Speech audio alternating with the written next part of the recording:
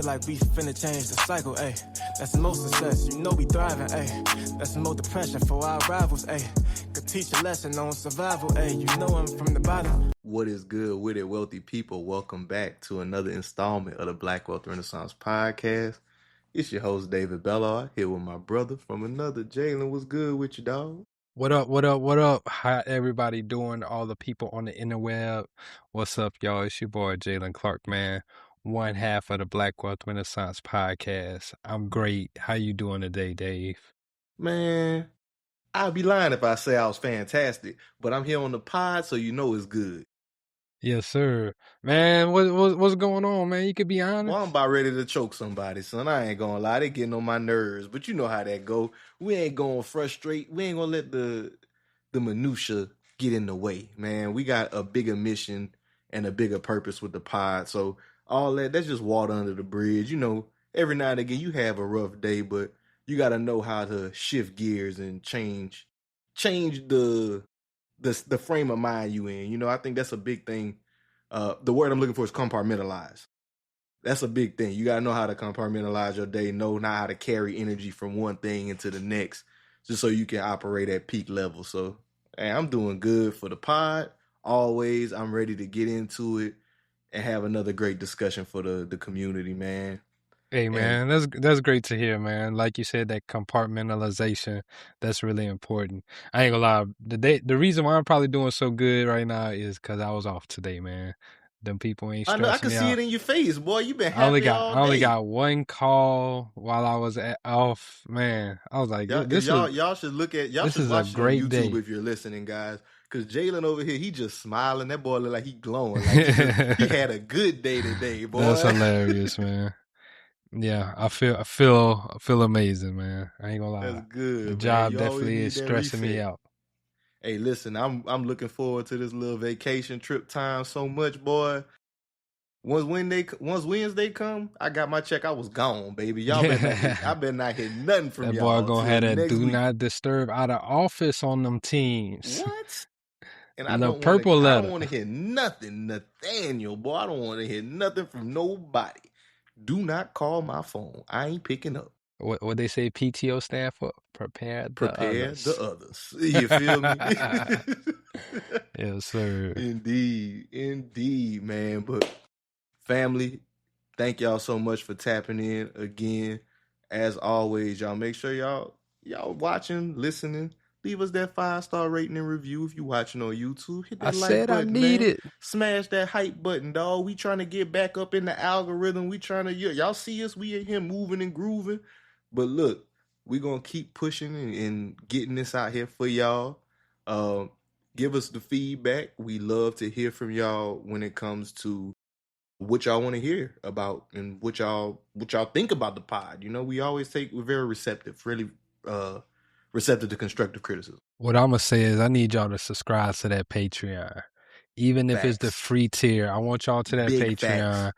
I want to see that number go early up. Access. Yeah, you're going to get early access as a Patreon listener. Once again, we will be rolling out some cool features for paid members. Right now, we're just trying to get y'all. Go subscribe. Go check us out on Patreon. You can watch the video there. You can interact with us. We got polls and everything going up. So we want to hear from y'all. We want to give y'all a place of community, a place of belonging where everybody can interact. We will be getting us a Discord going up too. So we working on over there. So y'all go join the Patreon real quick. It don't take nothing. It's free for if you want to just go in a free tier. We do have paid tiers too. Indeed, yes. So y'all, without further ado, we're gonna get into this episode. Jalen, what's the first topic of the day, my brother? Man, the first topic of the day is something that I actually read, I think 2 weeks ago, and it's very concerning to me. I have been wanting to talk about it on the podcast, and it is the rate of Americans tapping into their 401k, bro. There are millions and millions of Americans are currently tapping into their 401k, bro, for emergency cash. So much so that it actually hit a record-breaking 6%. This is according to Vanguard, who is holding their 401ks. 6% of their Vanguard plan participants took a hardship withdrawal in 2025. That's actually up from 4.8% in 2024 and damn near triple compared to post COVID back in 2019. Dang. So numbers have really. I'm But sorry, that not speaks post-COVID, pre-COVID. pre-COVID. Yes, I yes, do what you sir. meant. Yeah, I just want but for clarification, pre-COVID. yeah, I got you. Yeah, but that's crazy, bro. Whenever you think about it, and it really just speaks to the state of where we are with the United States economy. I mean, we've been talking about it the past couple weeks. People are overextended financially, so that tracks with what's going on. Yeah, it is pretty crazy, man. And the reason why people are tapping into these 401ks, it's not even like on some, oh, I'm about to go use this money to go to vacation. I'm gonna use this money to go live life. Man, I don't believe that. I'm calling cap. So because whenever you, I think they doing it for lifestyle. They trying to flex for the gram. They well, buying Gucci bags. I'm guessing whenever they putting in a loan, they must be putting in why, the reason why. According to Vanguard, the top 4 drivers of people taking out loans is 34% is either to avoid eviction or foreclosure on their home. You got 31% for emergency medical expenses. You got 13% for tuition, and then you got 11% for severe primary residence expenses. So some of that is kind of tracking whenever you just think about some of the costs that Americans do have to deal with, especially with insurance, with the severe expenses. This is something that I sent to you before. I know you in the insurance industry, but a lot of insurance companies are tightening down on Yeah, for what they sure. paying I out see it to firsthand. what they paying out to claims and everything. So I can see people getting an unexpected claim. They think they're going to only have to pay this. They might not realize they got a percentage deductible versus a set number deductible. In conjunction with that, also, I'm thinking about the rising cost of insurance. When I hear about that 11% with the primary residence, I'm thinking about those people, Who really just that opted out of 11% and that 36%. These are the people who probably purchase homes who are now getting financially squeezed by the increase in both taxes and insurance. Yeah. So like the insurance, which you mentioned, and how these companies are tightening down the belts, I think is very interesting because they're also raising rates across the board. So people are paying more and getting less out of it. Oh, that's a whole nother conversation. That's a whole nother topic for another pod, bro. I ain't gonna lie. Yeah. Yeah. I But mean, I'm on the front lines. I see it every day, so I know. hell yeah. I sympathize. And then even to your point, right, where you're talking about how you think that they're pulling out this money to just go live up life and everything. Mm-hmm. According They to ain't just Vanguard, living it up. I swear, man, they listening to that Ja Rule song. bro, And everybody that's I don't living know, it up. bro. Say, According to Vanguard, the average, I'm sorry, not even the average, the median withdrawal amount, how much you think it is? If you think shoot. they taking this money out to go If live up they out here life, living it up, man, they out here, they trying to take that little trip. I'm thinking about the average cost of a little trip, maybe like what, 2-3 bands, something like that. $1,900. So right at the 2. Hey, I ain't gonna lie, that's like fiend numbers. That's like somebody asking, like a grown person asking you to borrow $40. That's just showing That's just showing, yeah, like it's they kind of rough. tapping in like just to really make ends meet and stuff like They don't that, want to bro. go. They don't want to take it out too much. It's just like an emergency measure. Yes, something instead that of going and relying on like something like credit or something like that. yes. Right? Yes, so like they're tapping into it to cover gaps. Once again, some type of emergency fund that just came up, bro. You got a transmission that went out on your vehicle. That's $1,500, $2,000 right there. $1,500. Boy, my transmission went out. I had to pay $35. Jeez. And that was 4 years ago. Hey, I ain't paid for a transmission since college. I ain't gonna lie. Whenever that was cheap. My brother. transmission on my Blazer went out, I think we paid about $1,500 for it. Brother, listen to me. I got mine rebuilt for $35. To get it replaced, $5 easy. Jesus. And that was in 2022. Jesus. Everything higher now. So you know it. Yeah, I feel you. So like I get what you're saying. It's definitely, given those numbers, it seems like this is something where people are kind of running out of options, right? Mm-hmm. And with that, they're relying on the funds that they have. But what's concerning about that to me is with them withdrawing early, there are penalties associated with that. Yes, if you withdraw, there are penalties associated with that. So with that, like when you withdraw early from your retirement, if you're under 59 and a half, you got a 10% penalty. And if I'm not mistaken, that money's also added to your taxable income. It is taxable if you withdraw for your 401k. So really, you getting hit twice because you're paying a 10% penalty, and then whatever your marginal tax rate is. Yep. So you one of the examples that I saw is like if you did a $20,000 loan, right? After penalties, fees, and everything like that, you're really getting like 12 vans. Dang, so, man, that's tough.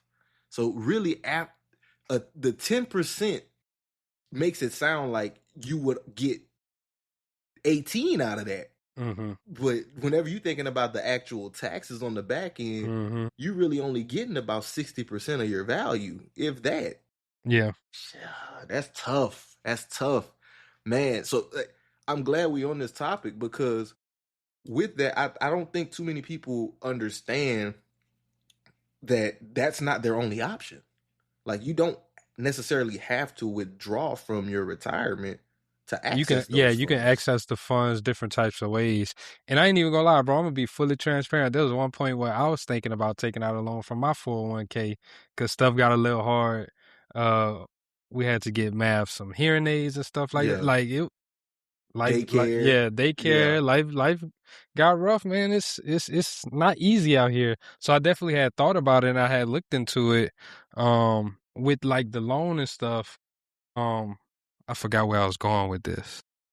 You were mentioning, the economy, But yeah. getting tight. Yeah. I was looking at withdrawal versus loan and like the differences between those. And the thing that turned me off to withdrawal was like the fees and the taxes and everything like that.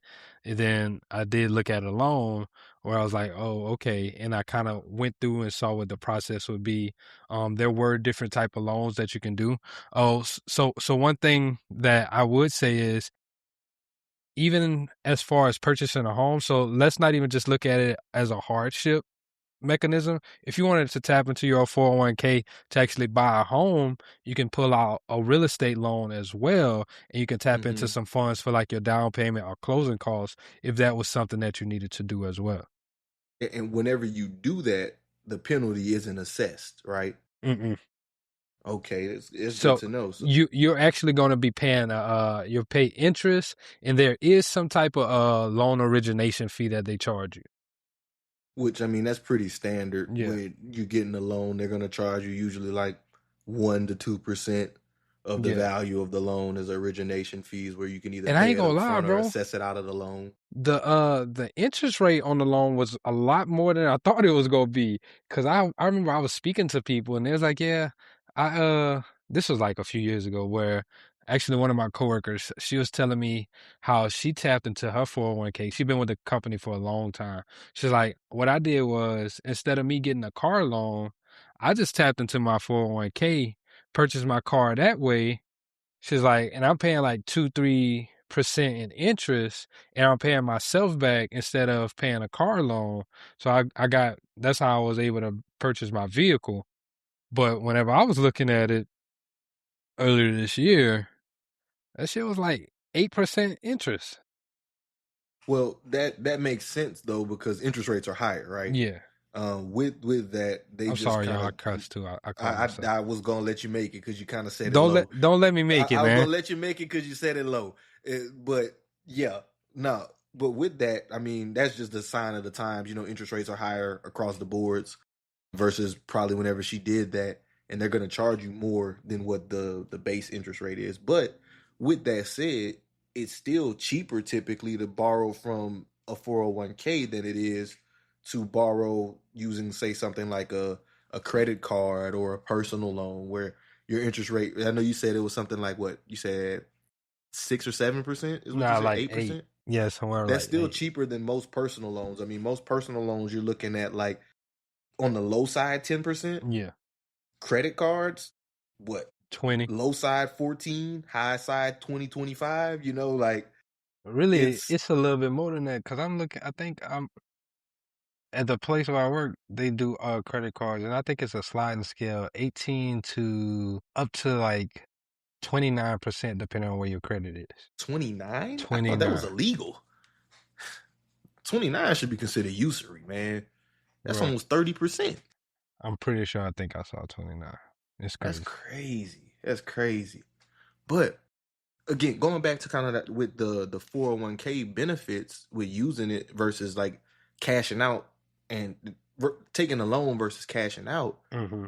I mean, you definitely, since you have the money, it's easier to access the loan. You don't have to worry about qualifying for it. If you have that money in there, you can access up to, I believe it's 50% of your vested value.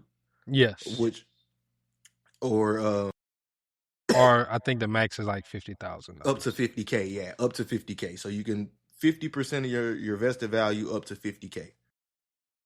Which I mean, that can make a difference. That can make a whole world of difference. Once again, if you're purchasing a house or if you are in some type of way where you are strapped for cash. The other thing is, whenever I was reading it looked like they do disperse the funds pretty quickly too. I think it said it could take up to like 4 days, and they'll do a direct deposit for you. Okay. Which is, I mean, loans sometimes they move quickly. Loans can move quicker than certain things, but still, whenever you're in a pinch and need that money, that's good. And I think another aspect that is a benefit of it that I don't think it's often looked at but should be considered is that being that a lot of times, you know, these 401ks are through your jobs, you can pay it back through payroll deductions, which in my mind, that hurts a little bit less. It's not truthfully like... It's more hands off and you ain't got to... It's hands off, exactly. Yeah. That's the best way to say it. It's hands off. It's like automating your savings, putting bills on auto pay. You don't feel it as much when you don't have to physically interact and make the transaction. Yeah. And then the other pro to that is the interest that you are paying on it does go to you. That interest and that money that you're paying back is not tied to the market, but you are at least earning that interest back. Yeah, and that's important to note, though. Like, you know, it's not tied to the market, and that means you're not gaining the investment aspect of it. But like you just said, it's a huge benefit when you think about paying interest to a third party versus paying interest to yourself. So, like, you may be paying 8% interest on this, but at the very least, that 8% is going back into your account. Now, 8% is all you're going to get on that money you borrowed versus, you know, the potential growth that you lost out on. But hey, I'd rather pay myself back to 8. Yeah, I'd rather pay myself back to 8. And with all this said, I don't want to big it up too much without going ahead and going through the risk for the people. Because, I mean, everything has risk. Like we just, last episode, is the risk worth the reward, right? That's a question you can pose to yourself with this. So getting into some of those risks, right? The biggest risk I would say is if you lose your job or leave your job. Because with these loans, right, they're employer-sponsored plans. They're tied to your employer-sponsored plan. If you're no longer with that employer, they may call up that loan. So typically, if you stay with the job, you have up to 5 years to repay it. But if you leave or lose the job, you have until the next tax year, or the tax year to pay it, not the next tax year, whenever your taxes will be due. So if instance, you leave in November, you left, then you got till April to go ahead and pay. You can extend. So if you do put in an extension, and you could have until October. Gotcha. But like, so for instance, just example purposes, you left your job is at the time of this recording is June of 26. You would have until April of 27. Gotcha. Up till October of 27 to make that repayment. Which, you know, that gives you a little bit of time in terms depending on how much money you borrow too. Yeah, depending on how much you borrow, it gives you some time to kind of plan to make that back up, right? But what happens if you can't pay it back, right? So that's the big risk, right? That's the bigger risk, right? If you can't pay it back, what occurs? So if you can't pay it back, it's then treated as a withdrawal. So and then you get that 10% interest, 10% penalty, and the tax added to your taxable income. Yep. So is it the whole value of the loan, or is Just it what you didn't pay back. okay? Okay, Yeah, just what you didn't pay back. So if you borrowed 100 and you was able to pay back 90 of it, only that 10. 10 is Gotcha. getting taxed. Things that I don't know if you know. So with the 10, like with the example you just gave, right? You borrowed 100, you pay back 90 in the 10. Is that 10 assessed at your tax rate whenever you borrowed, or the tax rate of whenever you didn't repay back? Whatever your tax rate is going to be for that next year. Okay. Yeah, so it's just added on. So if you were in, with the marginal tax rates, how it works, it's at your income up to whatever brackets in is taxed at. So your first 30,000, I don't have the numbers in front I of me, got but you. it's taxed at the lowest rate, and then whatever bracket it puts you in, that's what it'll be taxed at. Okay. But so like for example, if with the rollover stuff, right? That's another option that you have. If you have a 401k and you roll it over into an IRA after you leave your job, you can avoid the taxes if you repay the outstanding loan balance during the rollover. So whatever the loan is, you can pay that portion off and then roll over your other portion of it into an IRA. So you're not forced to pay the withdrawal fees and stuff on that. Okay. That's interesting. So how you rolling it over into an IRA again though? The money So the whenever you're outstanding leaving your job, balance? whenever you leave the job, you don't get to Oh, keep I your get what you're employer saying. plan. Yeah, so you would roll it over into another retirement account. Got you. Because if you ever left one of those a job before with a 401k, they'll send you something in the mail saying, about your hey, I money need and you to move this money over to another account, or we'll cash it out and you getting assessed this penalty. yeah, got you. Okay. The other thing that I did want to talk about is hardship withdrawal rate waivers. Hardship withdrawal waivers. Lord Jesus, if I could speak, huh? Allows you to withdraw up to without a 10% penalty. In some cases, depending on the reason, medical expenses, foreclosure. It allows you to access that money without that 10% penalty. But there are certain stipulations on the hardship. Money is subject to income tax. And then the other thing is with the Secure Act 2.0, which was passed in 2022, they added more penalty-free emergency exceptions, including you can tap into $1,000 of emergency withdrawals every 3 years. Okay. So it allows you to withdraw more frequently if you need it. But Well, not frequently, because it's still like on a 3-year period. yeah, Like you can only do it once every 3 years, but it is limited to that $1,000. okay. And whenever you're withdrawn without the penalty, is there any limit on that? Like for a hardship waiver, any dollar amounts on that? It looks like it's $1,000. Just total Yeah. anytime? Let me double check, but it looks like it's $1,000. Because I'd imagine, like, with some of those things, like if you're going through foreclosure, for instance, or medical emergency, sometimes those expenses are going to exceed 1,000. And if you have access to the capital within your account, I'd imagine they let you use it. But I'm pretty sure it's an extensive process to get approval. You probably got to jump through a lot of red tape. Okay, so from what I'm reading, it actually says the IRS requires withdrawals are limited strictly to the amount necessary to satisfy the financial need. Qualified That would make reasons sense. include medical expenses, payments of eviction or foreclosure, funeral expenses, post-secondary educational expenses for the next 12 months, a FEMA declared disaster or expense. So it looks like you're going to have to turn in more paperwork kind of showing, hey, this is how much money that That's I'm what I going to need. figured. Yeah. It would be like some hoops you got to jump through in order to access that money. They're not just gonna. So sorry, give I you misspoke full on access. the $1,000. That's all good. But that Secure Act, that's just regarding that portion of it. I'm like, I guess maybe that 1,000 is something that they're not checking as hard, where you don't have to go through all those additional hoops of verification to make sure that you actually need this money for this reason. Okay, Yeah, cool, man. cool. It's crazy how many people are actually tapping into it. One of the interesting Yeah, stats that I saw was half of Gen Zers have already accessed their retirement accounts. that's scary.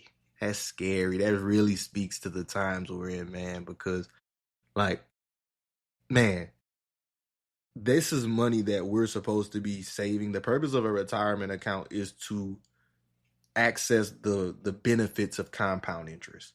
I think too often we discount the reason for retirement accounts. Mm-hmm. People our age will say things like, "Oh man, I won't need that money when I'm 60 or something like that." But in all reality, all we're doing is you're robbing from yourself. Like you robbing Peter to pay Paul. You could have left that money if you really don't need the bread. I understand if like you having hardship, whatnot, like you pressed. But if you could find an alternative solution instead of robbing off your own plate, I think that you should look into that because like a real reality that I think a lot of us not facing, especially Gen Zs, because we're millennials. Yeah. And we know Social Security ain't gonna be around for us. So imagine how much worse it's gonna be for them. Mm-hmm.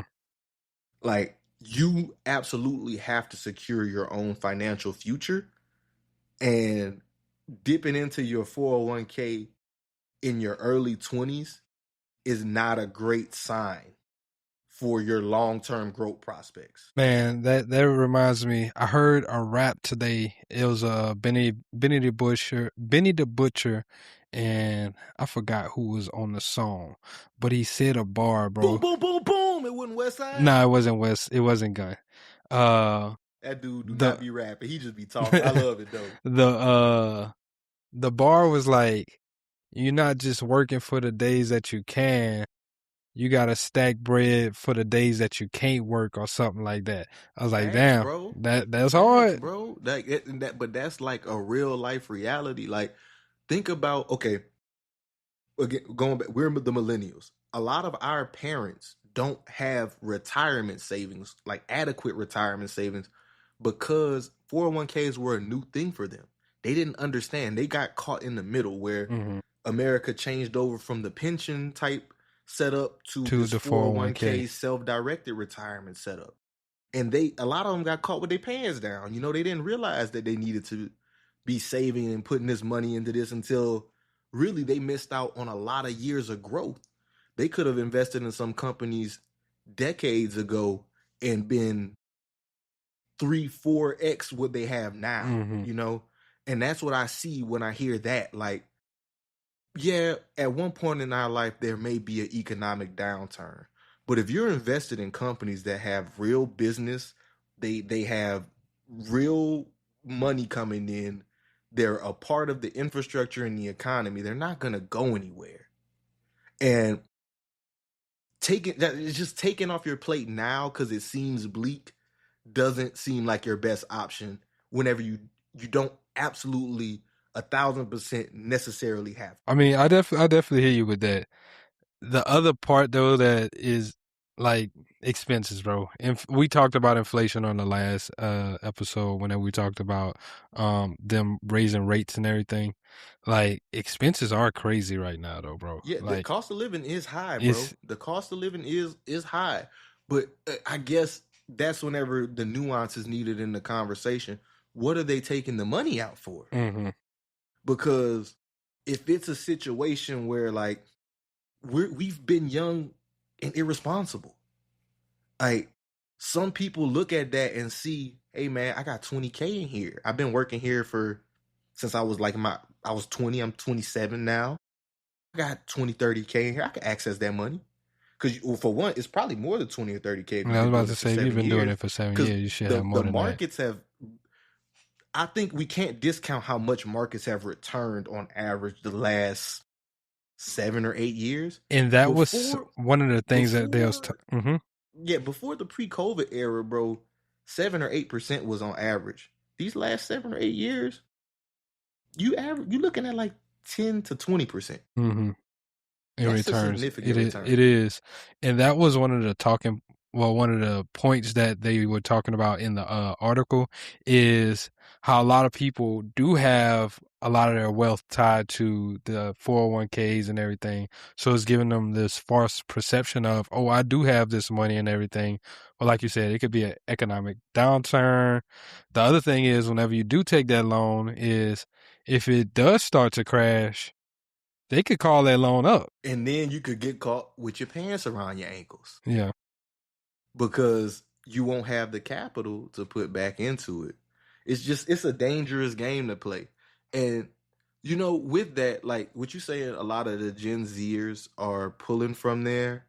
I just want to kind of discuss what is not what I would say a better option, but something with a little bit less risk. And that is using your Roth IRA's funds. I feel like it's not commonly known that you can take your contributions out of your Roth IRA. Not the growth, but the actual physical capital that you put in. You can pull that money out if you need it for an emergency expense. And I'm not advocating for it, but if times got hard and I know I got to pull money from somewhere, I'm going to go where I won't get penalties assessed or have a bigger risk of them calling up a loan on me. I'd rather take my own after-tax money and that's the reason why you can't do it, by the way, is because you contribute after-tax dollars to a Roth IRA. And that's the reason you can't pull the growth out, because the growth, it will be taxed eventually. Yeah. I got you. Okay. That is a good strategy. So you done with that topic, brother? You got anything else you want to add that's to the last it? little thing I want to say. I just like to add, man, if you ain't got to, don't do it. Because Facts. it's not, I think is the word hardship is the key here.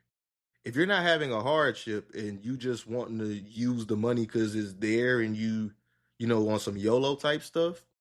Yeah, I don't think you should. Sit back, analyze, and really think about what you're doing. Is this worth taking food off your plate 30, 40 years down the line? And don't hit me with that, man, tomorrow ain't promised. Man, they love to say that. You're going to have more tomorrows than you think. Yeah. Like my daddy always told me, man, just keep waking up. Facts. Hey, man, so rolling over into the next topic, we were actually talking about, return on investments and what you can get and everything. I got a question for you, David. Okay. What do you think is the better investment in 2026? A computer science degree or turning wrenches with a trade? Man, the way AI been talking and knocking people out of CS, I'm going to go with the trade, man. You got to turn them wrenches, you know what I'm saying? So I don't have the direct answer for which one it is, but the reason why I'm asking that is I want to talk about Meta's Workforce Academy. So Meta is launching a Workforce Academy where they are directly injecting $115 million towards supplying the nation's next need for infrastructure and skilled labor, right? And it's crazy because it comes at a time where Meta recently laid off 10% of its workforce, which was around 8,000 employees. And then they also redirected about another 7,000 of their employees to more AI-focused roles. So they did that, and then they turned around and said, hey, we're about to invest $115 million into providing into providing certifications and trainings for different skilled laborers, as why would Meta do that though? Why are they doing that? Yeah. They're actually doing it for a few reasons, right? To go ahead and fast track the amount of skilled labor that is needed to create data centers and infrastructure for all the AI and everything, right? AI infrastructure. Yes, sir. Out. We talked about that play a while back. I'm just saying, y'all make sure y'all tapping in and listening. That yes, sir. Sense. So yeah, they doing that to kind of fast track it. But I want to talk about what the program actually does, right?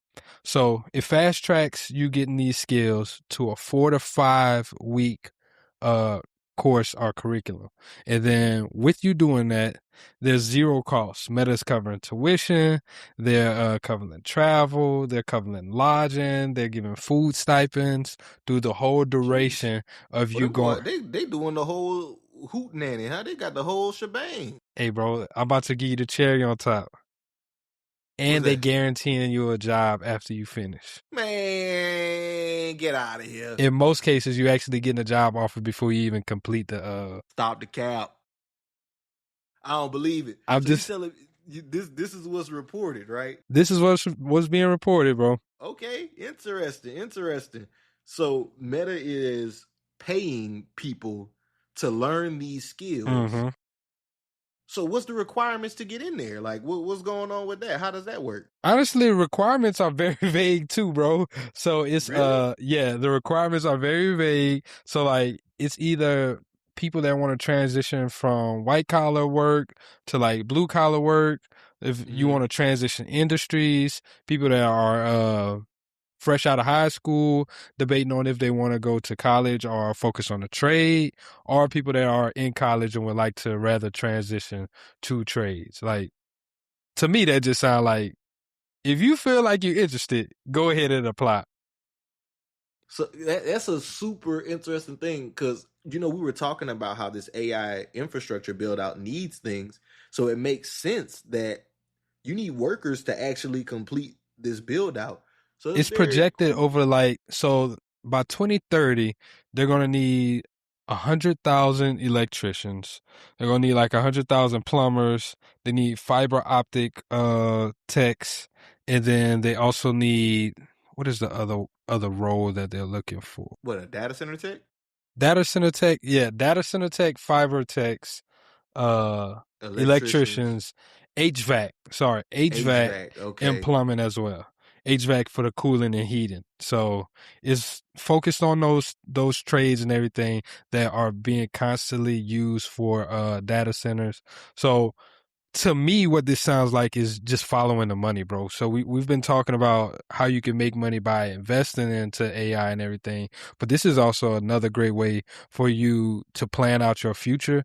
If we know that the government is about to put all of this money into AI, how can you reap the benefits from this, right? Go ahead and position yourself into places where you know work is going to be flowing, right? That can help you insulate yourself from economic hardships, economic downturns, unless, like you were talking about on the last episode, I know you said some places were putting halts on some of their data center projects and everything like that. But, whenever Trump got reelected, Meta was a part of Project Stargate, and $400 billion that they're trying to put towards AI. The data center build out. Yeah, Project Stargate. That a lot of that was funds that had already been committed. Mm-hmm. But whenever I was reading, kind of repackaged as something else. Whenever I was reading, this is a part of that initiative, though. Gotcha. Yeah. Yeah. So they're allocating some of the funds from there to this, for the skilled labor to make these data centers come into fruition. And one of the reasons why Meta specifically is doing this, they either own or are in the process of building 27 data centers throughout the country. So one of the largest data centers is the Hyper Ion campus in North Louisiana that they're building. That thing is so big, it can take up, I think they say, a quarter of Manhattan. Jeez. That's the one I think they're building around Monroe, right? Yes. Okay. I think it's Richland. I've heard of that one. Richland, Louisiana.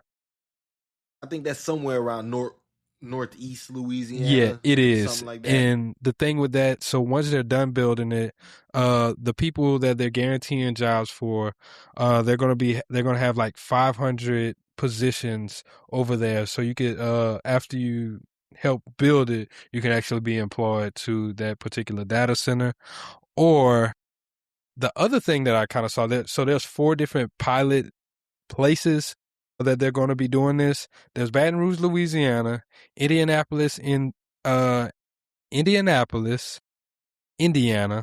Houston, Texas, and Columbus, Ohio are the 4 pilot places where you'll go, you'll learn, you'll take your thing, and then you'll be dispersed throughout the country to go and start building these data centers. Interesting. So when you're saying this, we were talking about where the money flows earlier. Mm-hmm. With these positions, what they talking about cheddar-wise, man? Like, are these some 6-figure type jobs, or what's going on with that? So you have the ability to work your way up to 6-figure jobs, but a lot of it, whenever you start off as entry level, according to ZipRecruiter, a data center tech is making about $54,000 a year, and a fiber tech is making about $57,000 a year. And these are like entry level roles, with the option to skill up pretty rapidly. Like after 2-3 years of experience, you can either be like in a higher level role, you can go into leadership and management, different types of things like that, maybe even spin off to a project manager because you have that experience working some of these things. But you just said something, right? You said fast, and then you said 2 to 3 years. I think it's important that we talk about that, because in the terms of that, I think social media has warped so many people's perceptions of what it takes to get there. Yeah, because you see all these success stories and anomalies of people who got into a field and 6 months later, now I'm making 6 figures. I think that's a much more realistic growth track, especially for someone younger. But even if you really think about it, 2 to 3 years, that is still fast to go from. In the grand scheme of things, definitely. And you're getting paid while doing it. It's not like you're sitting 2 to 3 years idly by and not making money. You're actually increasing your salary throughout the process. It really sounds like a fantastic opportunity, man. So what's the catch? Bro, that's really the craziest part, because I thought it was going to be some type of non-compete, something like, oh, you have to work for us for a particular amount of time. From all the articles that I read on it, they're not even, if you finish the program. Man, get out of here. I ain't even finished my sentence. If you finish the program, bro, you don't even have to work with Meta. You can go work for a different area, different location. You can go start your own business, because you're going to have credentials. What is the credentials through? So they're going to help you. This sounds ridiculous, Jalen. I don't believe it. So I don't see how they really benefit from it, because they're going to help you get the certification, going to help you find job placement. And after they help you find job placement, you don't have to stay with them. Most people. The other part is, even if you quit, you don't have to repay them back either. That's what I was just about to talk about. Because, jobs, typically, if you get a job and you let them pay for your education, there's some type of obligation tied to that. No. Where you would have to either work there for 2 years, or if you decide to leave, you got to pay them some money. So you're saying with this, no financial obligation and no employment obligation. Yes. Wow. So, and the reason why they're doing is they playing a long game, bro. They know that in order to reach, I think this was 2 episodes ago, we talked about the amount the gigawatts that we need, right? Yeah, we need halfway there. We need to double our gigawatts from 30 to 60. I think it's 66. Yeah, from 30 to 66 gigawatts, bro. They know that they also need to have the systems in place to do that. You can't do it without having the skilled labor. If you don't have enough skilled labor to make some of these things come to life, now you're killing time, which is now hindering the speed that they want to get this AI to and everything like that. So they're just trying to invest into the people, which is kind of ironic, right? Whenever you think about AI and they want to replace humans and everything, they need skilled labor and they need humans to go ahead and get this thing up and running. But the way that I also look at it is, I think about like the railroads, or I think about whenever the highway system was built in the U.S., right? You know how much skilled labor was needed for that, to build the railroads and the highways? Like, it took a lot and a lot of focus. Or I think about World War II efforts, right? You had a lot of people, the country shifted all of its focus from happy-go-lucky to all of our efforts is going to driving the war machine. I don't think it was la la la happy go lucky. It was New Deal era prior to that. Yeah. But I get what you're saying. You know, the American economy was getting rebuilt. Yeah. But that's what this kind of has echoes of. And if we have more programs like this, especially with government involvement, that's what it sounds like, right? New Deal type stuff. Mm-hmm. But what we need, honestly, is American infrastructure to get rebuilt. Like that's In what general. I would love to see from politicians. You know, I see something on Threads the other day. They were talking about in Lake Charles. You know, Lake Charles. I told you I bridge. never take that bridge, bro. Bro, they were saying like, bro, do not get on this bridge. I never take that bridge. It is unsafe. I learned that in high school and have not taken that bridge since high school. It is deteriorating, but like that. It's rated like a F. It's one of the worst pieces of bridges in the United States. And I could believe that, but like that's the problem with American infrastructure is aging. So yeah, I see the benefits of this, like prioritizing and building out this AI infrastructure, but we definitely need more stuff like that. And while this AI boom is something that's, you know, they're talking about people losing their jobs to computers and things like that, we're starting to see a reversal in that trend already. Many companies have already said that it actually costs more to run these AI agents than it does to just pay somebody. Ford actually rehired 350 senior level engineers this year to fix the crap that the AI that they implemented was doing.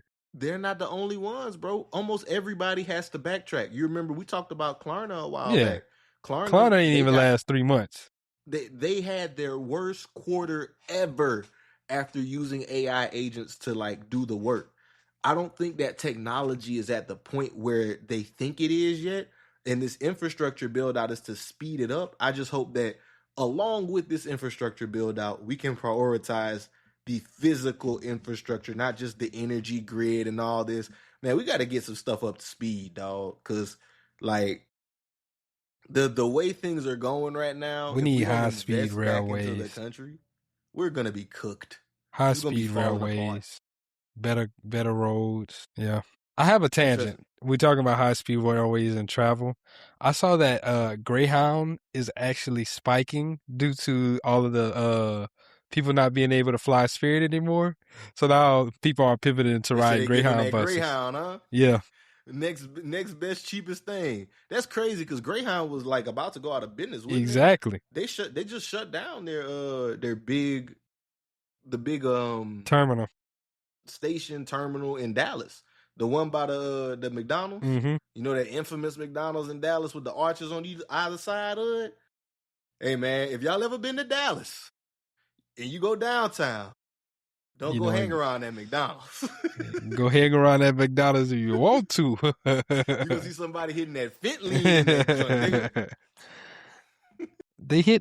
Do they hit the fit lean? I'd have knocked my headphones off. Ugh.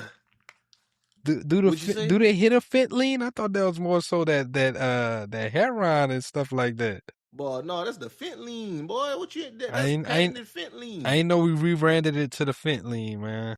Well, cause you know heroin ain't heroin no more. Heroin really fent, but that's a different discussion for a different day. I don't know. I don't do all of those drugs, man. I don't do them neither, but I be watching TV and drug kingpin shows. I was watching a podcast interview with a dude from Baltimore earlier today, talking about all that. Hell yeah. But getting back to the meta workforce, I do want to ask everybody, like, if you're 18 today or if you're looking for a career change, would you take that 4-week trade program to go ahead and get into big tech? That's another thing that I was thinking about is a lot of people are talking about getting into tech. This is more so getting on to what's called the OT side of tech, operational technology, versus the software side of things. So you're actually getting in on the data center level. You're working with the switches, configuring the GPUs and everything like that. So you're actually working with the physical side of tech. So this is one way for you to break into the tech industry as well. That's a very interesting point. You definitely can get in that way. So, man, it sounds like it's better than what I was thinking, man. It sounds, I don't know. I ain't gonna lie. I was skeptical at first. I was skeptical at first. Man. I was skeptical at first. I'm very interested, though. It does have me interested to see how this is going to play out. Is this open to the public now? Yeah, it's open to the public now. Yeah. So this is actually like their second initiative. They did another initiative earlier this year where they had like a window for 1,000 applicants. I forgot what the particular role was for, but the window was for 1,000 applicants. Within 24 hours, they had 35,000 people apply. Sheesh, yeah, so shows the demand is there. So, hey, man, it's a lot of opportunity out there with that. And they So, you aren't the know, only people that are rolling out programs like this. who BlackRock else? has one. A few other people that are like investing heavily in the data centers, but the biggest player that I remember specifically seeing is BlackRock. Okay, okay. So, yeah, man, sounds like it's opportunity there. Definitely something. I know with me, I got little cousins that they looking for work right now. I'm definitely going to put that bug in their ear, man. Look, this is just an option, you know. I ain't gonna lie. And for me, one of the things that I've been thinking about, because I always like to kind of look into the future, I feel like trades is where it's kind of going back to if you want to feel more protected, because I feel like that's one of the places where AI isn't going to be penetrating as fast opposed to other areas. Like the actual physical skilled labor, they won't be Yes. able to replicate as easily. Yes. Definitely, I can see that. I can see that. Okay, cool, cool. So, any other points on this topic, brother? No, sir. Okay, cool deal. So, moving into the last topic for the day, man. This is something that I wanted to touch on because it's legislation that's currently in the works of getting passed, but it is something that's aimed to attack what we discussed a bit earlier, this housing affordability crisis, right? Hmm. So, earlier this week, this at the time of recording is June 29th. Well, not earlier this week, last week, my apologies. Uh, the largest bipartisan bill passed. I don't know how long it's been since one of these bills passed, right? This is in But decades. in decades. So, the 21st Century Road to Housing Act was passed by Congress. It was one of the biggest votes unanimously that they've seen. I want to say on the House side, it was like 85 to 30 something, and on the Senate side, it was like what, 88 like to 4 or 88 88 to to 4. 5. Yeah, so a lot of support from both sides, Now, which on the is House side, it was bigger than that. It was like 300 to like 30. sheesh. But so when you look at it on both sides, though, right? Overwhelming support on both sides of it. And that's something that hasn't really been Yeah. common in most of our lifetime. Like, since we've been kids, man, it's kind of been You Democrats and either, Republicans. yeah, Democrats and Republicans is hilarious. That's Kendrick Lamar, man. Shout out to Kendrick, you know. Kendrick just opened his mouth. Somebody give him a BET award right now, you know? Yeah, man. Hey, don't hate on the Pulitzer Prize winner. But I'm no, not a Kendrick hater. I know you're not. I just have to get on your top because I know you're a Drake fan. Uh, but yeah, this is the biggest, largest bipartisan bill passed by Congress in decades, and it aims to attack some of the issues with the housing market. So there are four main provisions in the bill that I want to kind of go over and what they're targeting. So they want to ban corporate landlords, Woohoo!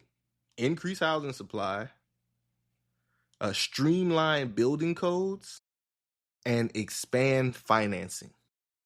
So it's a lot of big, broad goals in there. It's like a 384-page bill.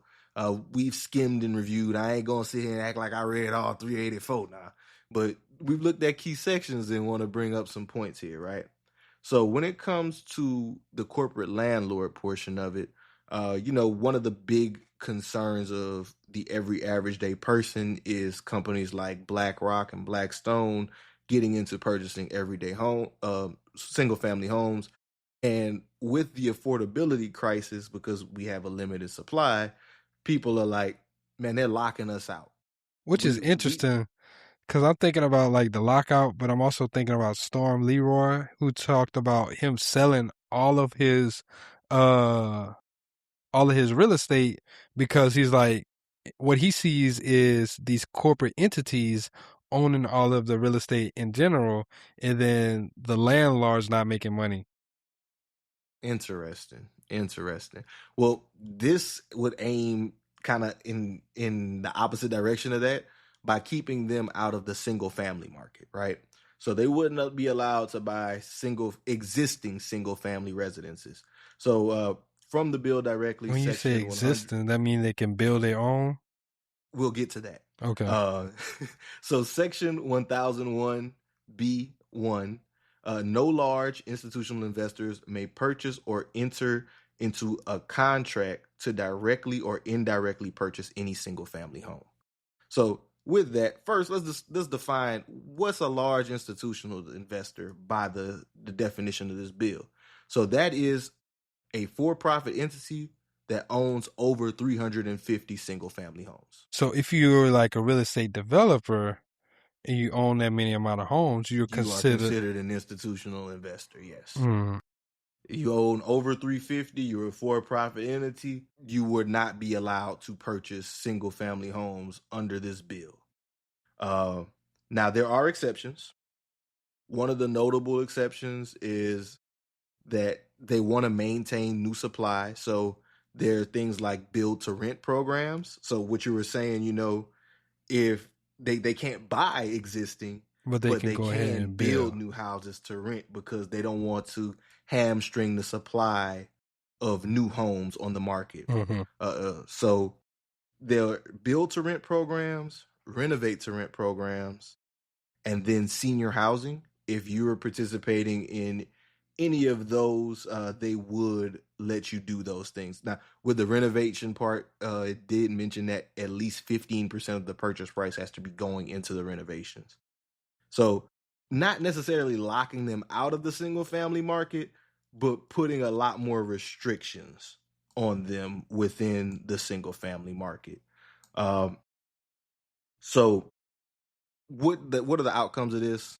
What are the goal, stated goal and outcomes of this is they want to lower the barrier of entry for new first-time home buyers.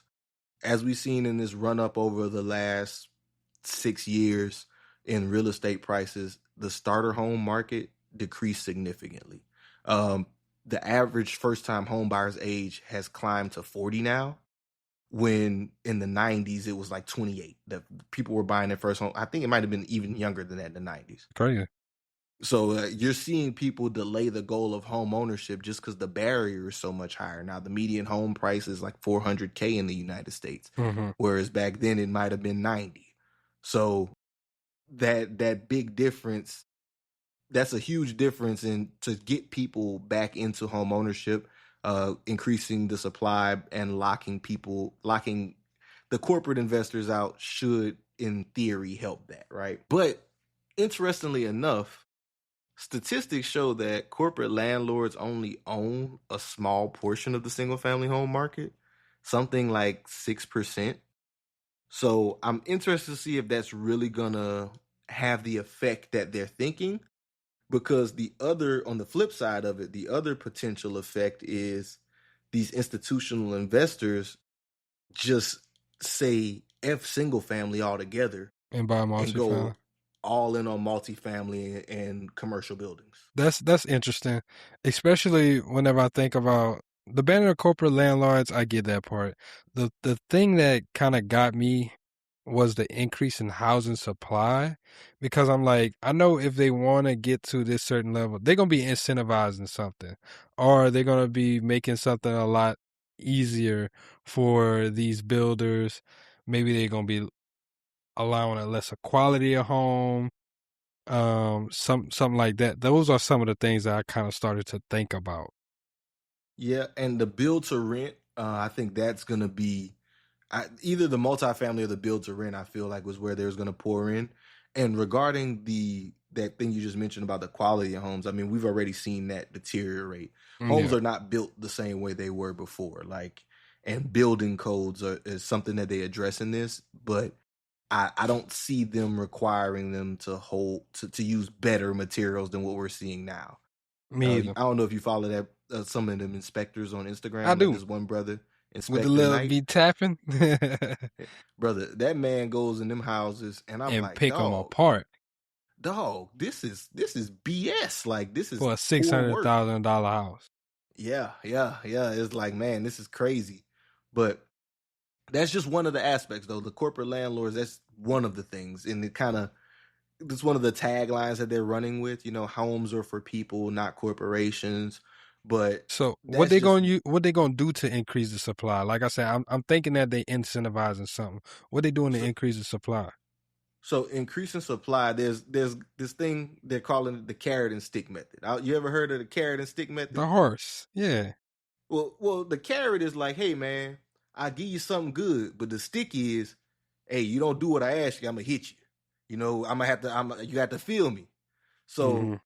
the carrot in this instance is they want to establish federal guidelines and grants to encourage local governments to overhaul zoning laws. It's a lot of things called NIMBYs, not in my backyard.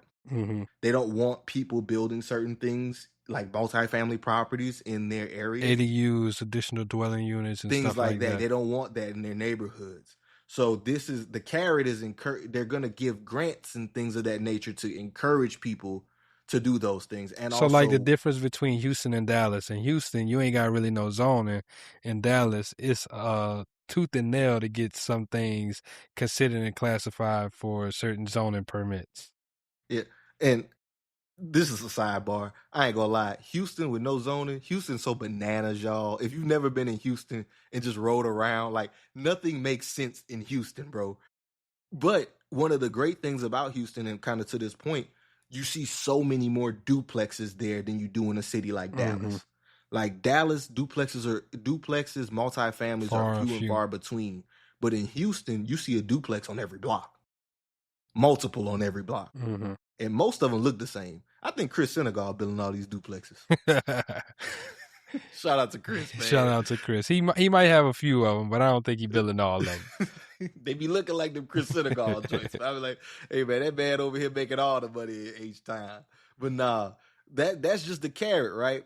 Now we got to talk about the stick, right? So if you don't want to play ball, they got this Build Now Act, and what it's gonna do is penalize municipalities that fail to adhere to these changes and increasing supply by reducing the federal funding they receive.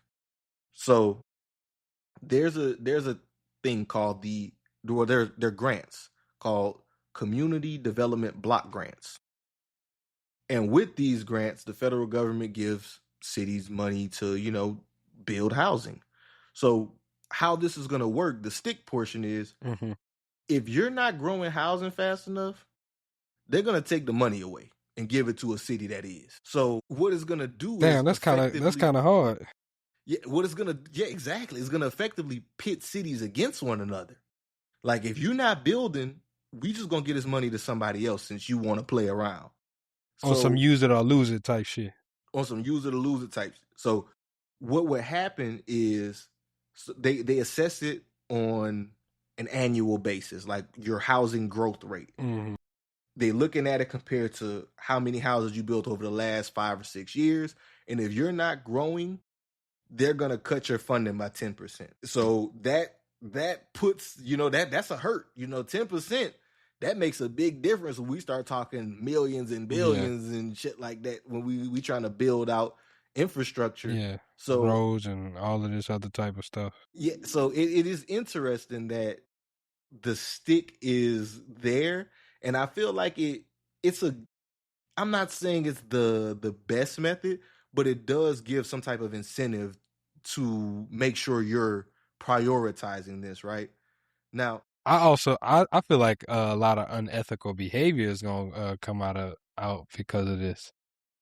for sure, you're talking about like with cities and stuff, like people greasing Either pockets, not misrepresenting really the done. amount of homes that they actually built, or like you said, greasing pockets and lining. So they can't necessarily misrepresent the amount of homes built, because, well, unless they just faking all the stuff on the census with addresses. So the way that they calculate this is based on census data on addresses. But the census isn't taken to every 10 years? Possibly, but they might. I I think that's like the census of people. I'm not sure if the Census Bureau keeps up with the data more often Gotcha. with actual addresses. Okay. But yeah, that's who's going to be tasked. That's how they're going to be tasked with keeping track of who's building what and how many houses, how many addresses are registered in that area. So that's Gotcha. part of the methodology. Now with the stick method, right? Some people might say, man, that's kind of harsh, dog. Like some towns not really growing. Like we're from small rural areas where not much growth occurs. So what happens in those types of cities? Well, there are some cities that are safe. They are exceptions to the rule. So cities that are already considered affordable markets, they wouldn't be beholden to these rules. So what is an affordable market? These are areas where the median rent is below the 60th percentile of the national average. The national average, according to Rent Cafe, as of March 2026, was $1,750. So doing the math on that, this would be places where the average rent is $1,050 a month. Now, I don't know obviously, too many places that rent was there that. are very few major metropolitan areas that fall in that. And when I looked at the map as to like where this actually is, it's most of the states nobody want to live in. Places that have that median rent. We're talking places like Missouri, Mississippi. Oklahoma, Wyoming, things like that. Yeah. Places that typically aren't as people aren't as inclined to live there, which is why the rent's cheap, right? But those places are safe.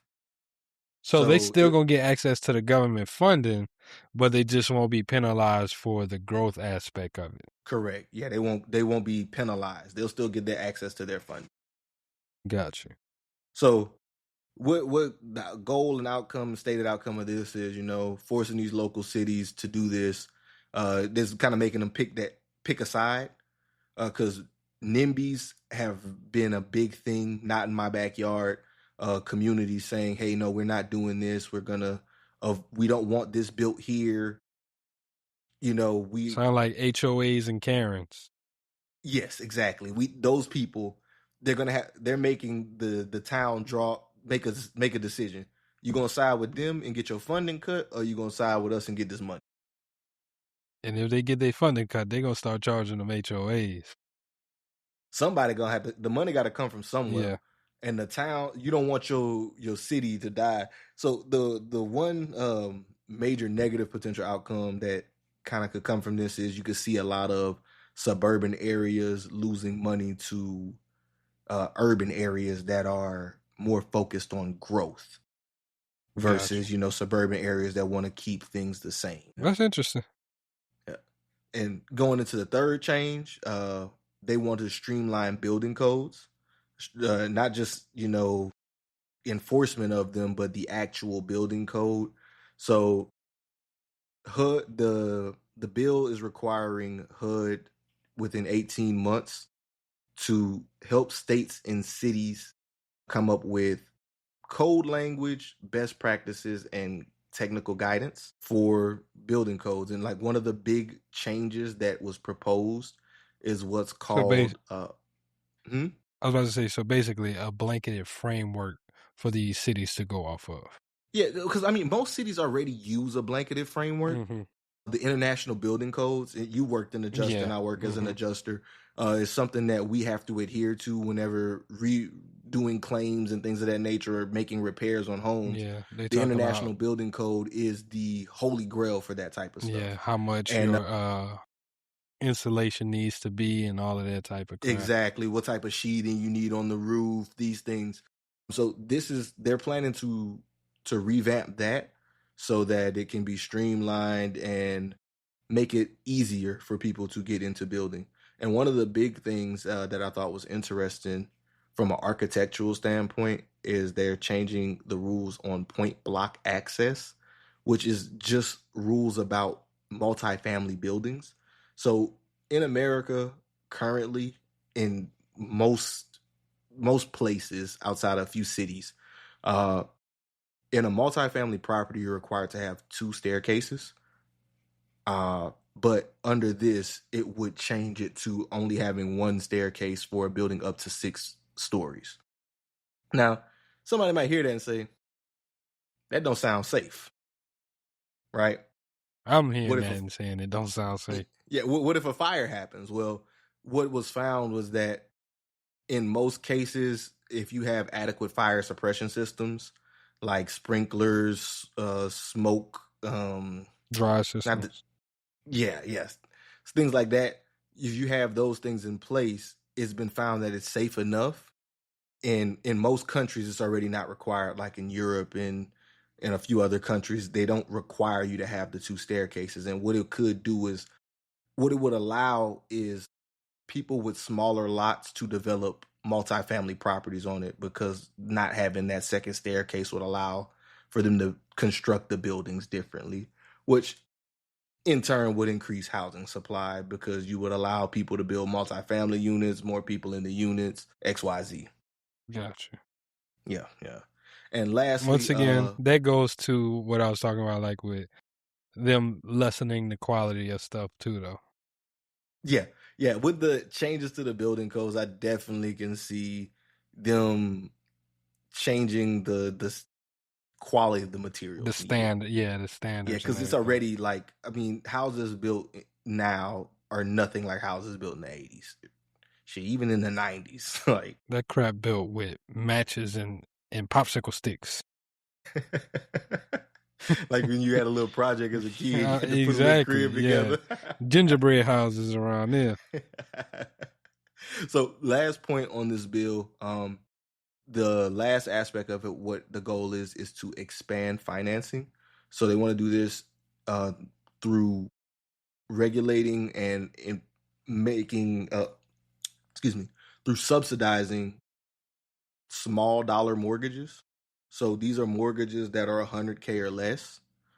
Typically, these are for people in rural areas or low income areas, low income borrowers, and banks typically don't like to lend on those types of things because there's not much profit in it for them. So this would require them to partake and give this money to those types of people, and the government would subsidize those loans, so the banks would make their money. This makes me think of a few things, actually. So I hear about the rural and everything. Once again, I feel like they will flood the market, not with lesser quality homes, but now smaller, more compact homes. I don't know if you remember Scotty speaking about this, about the tiny home micro communities. So I can see people starting to incentivize these micro home communities where you're building these 900 square foot homes and houses for people to buy, and they're $100,000 or less. So now people are starting to build more of those. That incentivizes a sprawl of that. So now you're living in the smaller living quarters. So I could also see that inadvertently happening because of this $100,000 or less. Because if you get into that price point, like you said, you're either in a rural area, and whenever I think of rural area, I'm thinking about this is for a mobile home or something like that. That was the first thing that came to my mind. Mobile home. My mobile home, but then I also thought about the micro communities and the small, tiny homes. I didn't even think about those, honestly. But when you think about it, because how else would you get to that price point? Well, like $100K or less. Yes. So, like, I mean, anything less than that, mobile homes is what I was thinking. I don't know what the construction costs on those micro homes are. But I think whenever we were talking to Scotty, I think that's what he was saying, the price point of them homes that he was shooting for was around 100. Yeah. And I wouldn't live in no micro home, but that's because I'm a big dude. Like, I'm 6'2", 300 plus pounds. I'm not living in no house with no ceiling that's 8 feet tall, and I gotta climb up some steps to get in my bed every night. Climb up a ladder to get in my bed every night. That ain't for me. I wake up, hit my head. I'll be mad as hell, frustrated. But I don't think it's a terrible thing for, everybody ain't big. Shoot, somebody need a house. People need places to stay. So it could increase the supply in that way as well. And the last thing that they're doing that I wanted to talk about was the Reside Act. So they're going to be giving grants to convert abandoned commercial buildings into residential real estate. Mm-hmm. So housing that, like things like abandoned hotels, abandoned warehouses, giving grants so that people can convert those into housing, which would in turn repurposing them. repurpose and really increase the supply of what's available on the market. That's interesting. And I think the most ironic thing about this is, besides, it's being a great bipartisan and everything, petty Trump strikes again. You know what I read? You know what he said? He said petty Trump strikes again. He said that this is not as important as the Save America Act. Bro, no, his exact words were, "This is a yawn. Like, this is so boring. I don't even care. Like, yeah, go on something else." But I know he's not talking about signing it right now. But even if he doesn't, he actually gave them an ultimatum, bro. He was like, either y'all pass the Save America Act, or I'm not signing this. But even if he don't sign it, that don't mean it can't pass. Because, checks and balances, we learned this in elementary. Just because the president vetoes something don't mean Congress can't pass it. Mm-hmm. We just have to have like an overwhelming support from Congress, which the you bill already has. Yeah. So I don't know if this is a train he can stop from happening. It don't sound like it. Now, he's still going to try something petty, because one of the stipulations is Congress has to be in session for it to pass. Do you think he would try to pull some type of stunt to get Congress not to be in session? I don't even understand how he could do that. I don't know either. But I don't think he could do it.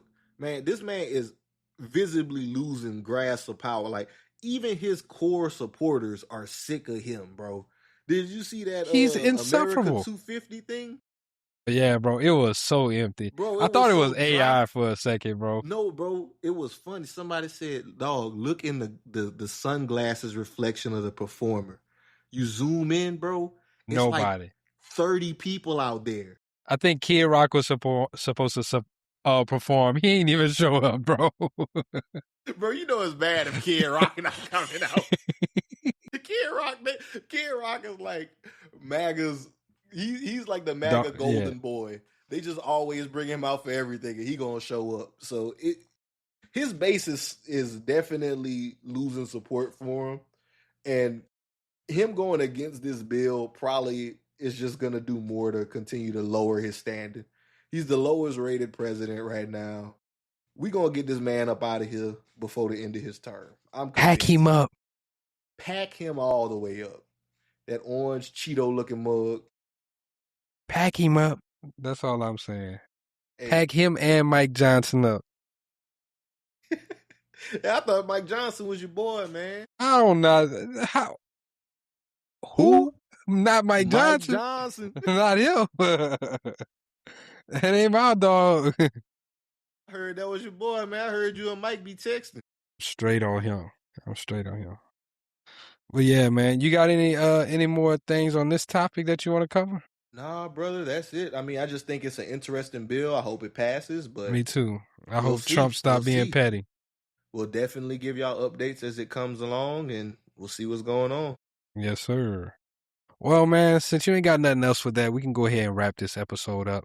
I want to say thank you. Thank you to everybody. If you are still listening to this section of the show, you got a special place in our heart. We appreciate y'all for being avid listeners. If you are still listening to this section of the show, why haven't you joined Patreon?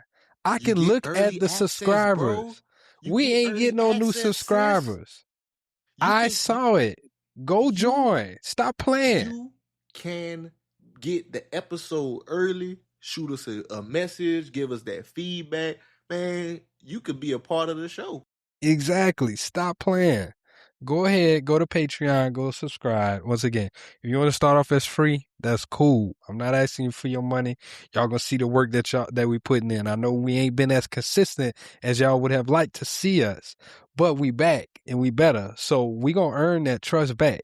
Y'all just go to Patreon, go see what we got working on over there. I want y'all to interact with us over there. If you're not, even if you don't just subscribe to Patreon, you know what else I need? I need that 5-star rating and review on all audio platforms. Wherever you're listening at, go ahead and leave us that 5-star rating and review, because it does help us get noticed by other platforms. If you're on YouTube, hit that notification bell. People like you. Exactly. Share it with your family, your friends. If you're on YouTube, hit that notification bell so you know every time we drop. Share the video with a friend. Go ahead, subscribe. All of that good stuff. Also just want to say thank y'all for rocking with us. David will be gone, so y'all wish my boy some safe travels. Hope you have fun on your trip, dog. Hey, appreciate you, my brother. No problem. You know, I definitely have to tap the listeners in. I don't know if I'm on. I'm going for my friends, dog. I ain't going for Disney and all that. I don't really care about that. But it's gonna be a good time. Go enjoy your time, man. Bro, I'm not a Disney ass nigga, man. I'm just not. That's not me.